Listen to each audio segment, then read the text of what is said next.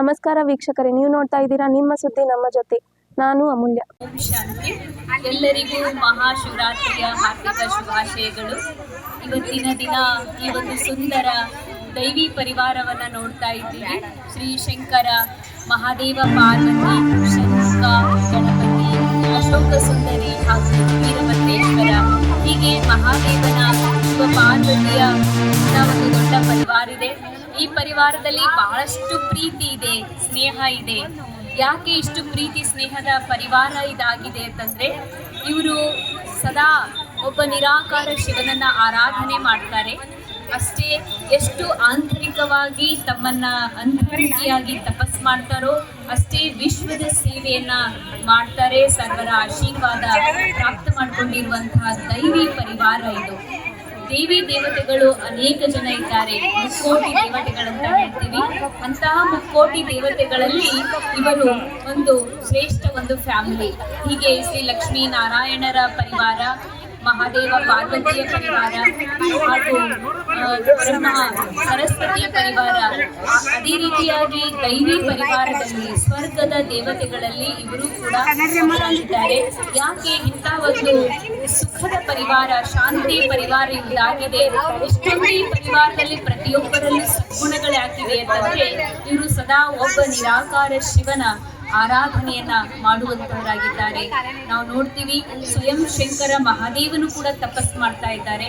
ತಪಸ್ ಯಾಕೆ ಮಾಡ್ತಾರೆ ಅಂತಂದ್ರೆ, ಏನಾದ್ರೂ ಸಿದ್ಧಿಯನ್ನ ಪಡಿಲಿಕ್ಕೆ, ಸಾಧನೆಯನ್ನ ಮಾಡೋದಕ್ಕಾಗಿ, ವಿಶ್ವ ಕಲ್ಯಾಣದ ಮಾಡ್ಲಿಕ್ಕೆ ಶಕ್ತಿ ಬೇಕಾಗಿದೆ. ಅದಕ್ಕೆ ತಪಸ್ಸಿನಲ್ಲಿ ಕುತ್ಕೊಂಡಿರ್ತಾನೆ. ಗೌರಿಯೂ ಕೂಡ ಸದಾ ಶಿವಲಿಂಗದ ಪೂಜೆ ಮಾಡ್ತಾಳೆ. ಗಣಪತಿಯೂ ಕೂಡ ಶಿವನ ಪೂಜೆ ಮಾಡ್ತಾ ಇರ್ತಾರೆ. ಅಂದ್ರೆ ಈ ಪರಿವಾರ ಪೂರ ಒಬ್ಬ ನಿರಾಕಾರ ಶಿವ ಪರಮಾತ್ಮನ ಪೂಜೆಯನ್ನ ಮಾಡ್ತಾರೆ. ಹಾಗಾದ್ರೆ ಒಂದು ಪ್ರಶ್ನೆ ಬರ್ತದೆ, ಮಹಾದೇವ ಶಂಕರ ಯಾರು ಮತ್ತು ಶಿವ ಯಾರು? ಹಿಂದ್ಗಡೆ ಇರುವಂತ ಶಿವಲಿಂಗ ಇದೆಯಲ್ಲ, ಅದು ನಿರಾಕಾರ ಶಿವ, ಜ್ಯೋತಿ ಸ್ವರೂಪ ಭಗವಂತನ, ಜನನ ಮರಣ ರಹಿತ ಭಗವಂತನ ಅದು ಪ್ರತೀಕ. ಮತ್ತು ಮಹಾದೇವ ಶಿವನ ಮಗ, ಅವನು ಅಪ್ಪ, ಇವರು ಮಗ. ಅಂದ್ರೆ ಜಗತ್ತಿಗೆ ಎಲ್ಲಾ ಪರಿವಾರಗಳಿಗೂ ಅಪ್ಪ ಪರಮಾತ್ಮ ಶಿವನೊಬ್ಬನೇ. ಸರ್ವ ಧರ್ಮದವರಿಗೂ, ಸರ್ವ ದೇವಾತ್ಮರಿಗೂ ಪರಮಾತ್ಮ ಒಬ್ಬನೇ ಇದ್ದಾನೆ. ಆ ಪರಮಾತ್ಮ ಒಬ್ಬನನ್ನು ನೆನಪು ಮಾಡಿರುವ ಕಾರಣ ಈ ಪರಿವಾರದಲ್ಲಿ ಏಕತೆ ಇದೆ, ಏಕಾಗ್ರತೆ ಇದೆ, ಶಕ್ತಿ ಇದೆ, ನಾವೆಲ್ಲ ಒಂದು ಅನ್ನುವಂಥದ್ದಿದೆ.